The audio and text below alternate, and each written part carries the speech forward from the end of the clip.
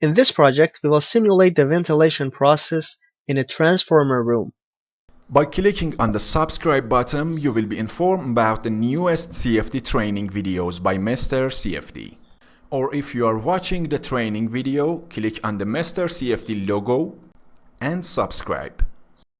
By double-clicking on each of these parts in the appeared window, you can see we have enabled the porous zone option, and by clicking on porous zone tab, we can adjust the settings related to these domains. Under the viscous resistance section, in front of direction 1 to direction 3, you have to enter the values as you can see in this slide. Now the viscous resistance is equal to the inverse value of the absolute permeability. Now if you click on this inlet boundary, you can see that the type of this boundary is defined as mass flow inlet.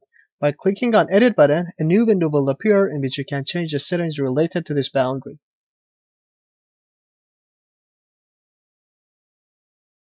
Now if you click on this inlet boundary, you can see that the type of this boundary is defined as mass flow inlet. By clicking on edit button, a new window will appear in which you can change the settings related to this boundary. Now for the outer wall boundary of the computational domain, if you click on the thermal tab, you can see convection thermal condition is defined with heat transfer coefficient value equal to 24 and free stream temperature equal to 300 Kelvin, and the material name is changed to wood.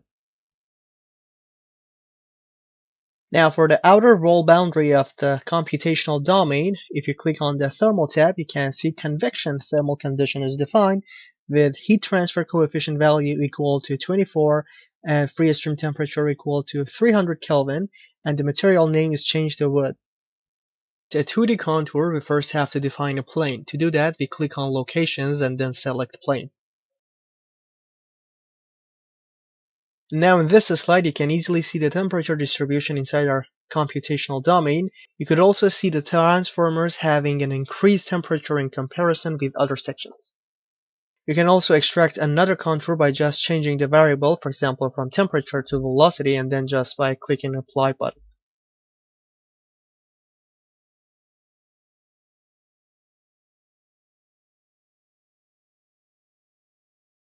And finally, in this slide, you can easily see the velocity distribution inside our computational domain.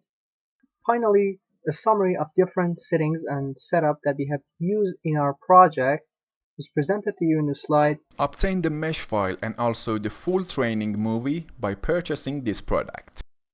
To benefit from Mr. CFD services including simulation, consultation, and training, contact our experts via info@mrcfd.com.